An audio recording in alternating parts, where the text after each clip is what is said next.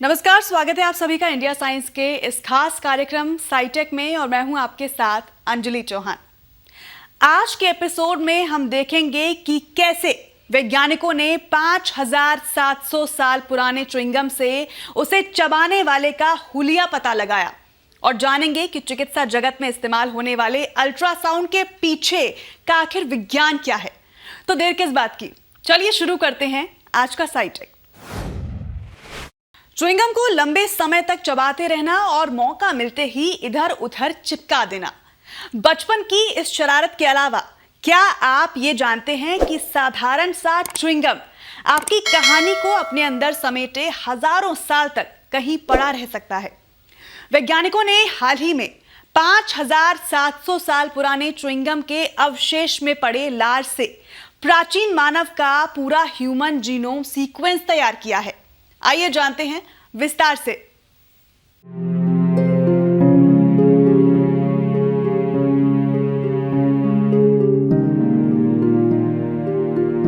शिकारी समुदाय की वह महिला लगभग 3700 साल ईसा पूर्व बाल्टिक सागर के द्वीप पर रहती थी। वैज्ञानिकों ने उसका नाम लोला रखा है। अन्य प्राचीन यूरोपियन शिकारी समूह की तरह लोला की त्वचा का रंग गहरा था, बाल भी गहरे रंग के थे और आंखों का रंग नीला था। कभी इस धरती पर वास करने वाली लोला के बारे में यह जानकारी मिली है 5700 साल पुराने टार के एक टुकड़े से। अनुमान है कि लोला ने इस टार के टुकड़े को च्युइंगम की तरह चबाया होगा। ये पहली बार है जब शोधकर्ताओं ने मनुष्य की हड्डियों के भौतिक अवशेष की बजाय एक गैर मानवीय वस्तु से पूरे ह्यूमन जीनोम सीक्वेंस को फिर से निर्मित किया, जिससे लोला की कहानी सामने आई। ये शोध नेचर कम्युनिकेशन में प्रकाशित हो चुका है।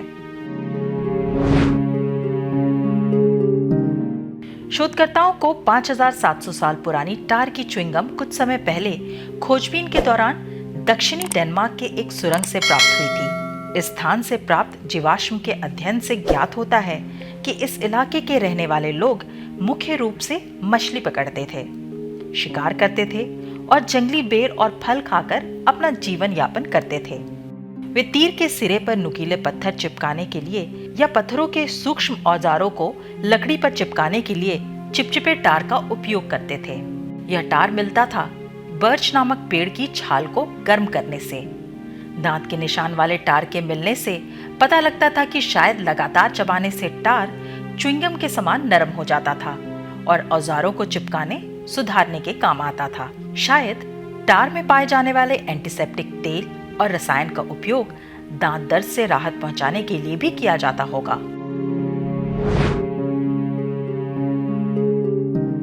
कोपेनहेगन विश्वविद्यालय के पुरातत्ववेत्ता और शोधकर्ताओं में से एक हेंस श्रोडर के मुताबिक अक्सर वैज्ञानिक डीएनए अध्ययन के लिए हड्डियों का उपयोग करते हैं, क्योंकि उनका कठोर आवरण अंदर नाजुक कोशिकाओं और डीएनए को संरक्षित कर लेता है। परंतु इस शोध में वैज्ञानिकों ने हड्डियों के बजाय प्राचीन टार की च्युइंगम का उपयोग किया। इस च्युइंगम से प्राप्त कुछ अन्य डीएनए नमूनों से यह भी ज्ञात हुआ है कि लोला ने टार की च्युइंगम को चबाने से पहले हेजलनट तथा बत्तख खाई थी। बर्च टार से बैक्टीरिया एवं वायरस का डीएनए भी प्राप्त हुआ है। हम सभी के मुंह और आंत में बैक्टीरिया, वायरस और फफूंद होते हैं, इसलिए प्राप्त सबूतों से लोला के मुंह में पाए जाने वाले सूक्ष्म जीव संसार का अंदाजा लगाया जा सकता है। लोला की च्युइंगम से कई बैक्टीरिया भी मिले हैं जो दांतों में प्लाक और जीभ पर भी पाए जाते हैं। च्युइंगम से प्राप्त एक बैक्टीरिया पोकाइरोमोनास जिंजिविलिस मसूड़ों की बीमारी होने की निशानी है। च्युइंगम में स्ट्रेप्टोकोकस न्यूमोनिया जैसे अन्य प्रकार के बैक्टीरिया एवं वायरस भी प्राप्त हुए हैं जो लोला के स्वास्थ्य का सुराग देते हैं। ये भी पता चला है कि लोला लैक्टोज असहिष्णुता से ग्रसित थी, जिसके कारण वह दूध की शर्करा का पाचन नहीं कर सकती थी। लेकिन इतनी जानकारी इकट्ठा करने के बावजूद वैज्ञानिक लोला की उम्र ज्ञात नहीं कर पाए।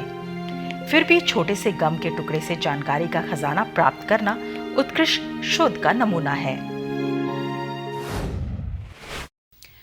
प्रकाश, ऊष्मा, ध्वनि, ये सभी ऊर्जा के ही रूप हैं जो वेव यानी कि तरंगों के रूप में आगे बढ़ते हैं। उदाहरण के लिए अगर एक गिटार के तारों को छेड़ा जाए तो इससे बनने वाली तरंगे हवा और हमारे कानों में मौजूद कणों को कंपन देती हैं, जिसकी वजह से हम गिटार की धुन को सुन पाते हैं। लेकिन सभी ध्वनियां सुनाई नहीं देती, जैसे कि अल्ट्रासाउंड। लेकिन इसके हमारे जीवन में अनेक उपयोग हैं। कैसे, आइए जानते हैं विस्तार से।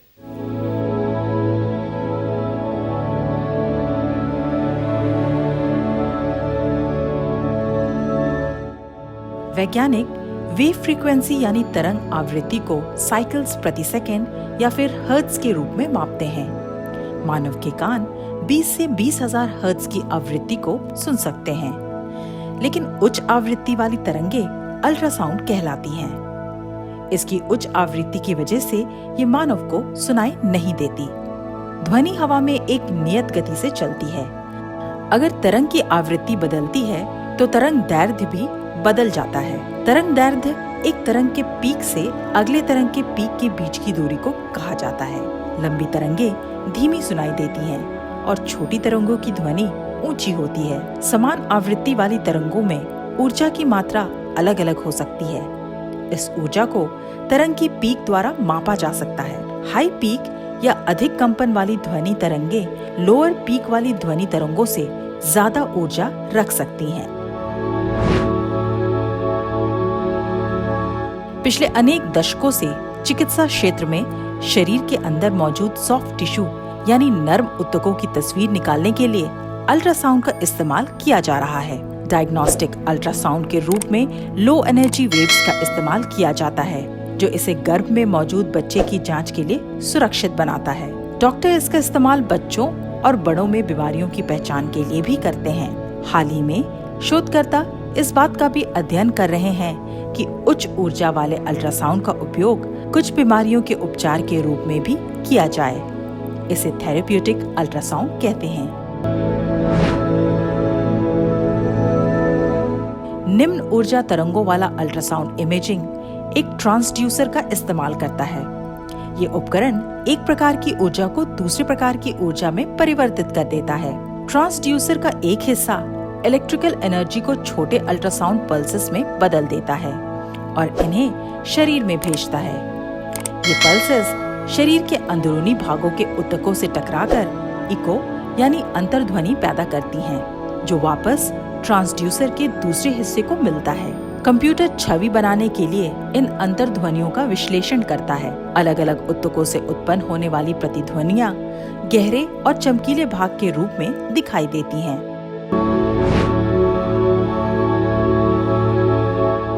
डॉक्टर किडनी में मौजूद स्टोन यानी पथरी को निकालने के लिए थेरेप्यूटिक अल्ट्रासाउंड का उपयोग करते आ रहे हैं। किडनी में मिनरल के टुकड़ों का इकट्ठा होने से पथरी बनती है।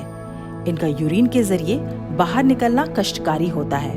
High energy sound wave kidney में मौजूद इन स्टोन्स को तोड़ देती है, जिससे इनका शरीर से निकलना आसान हो जाता है।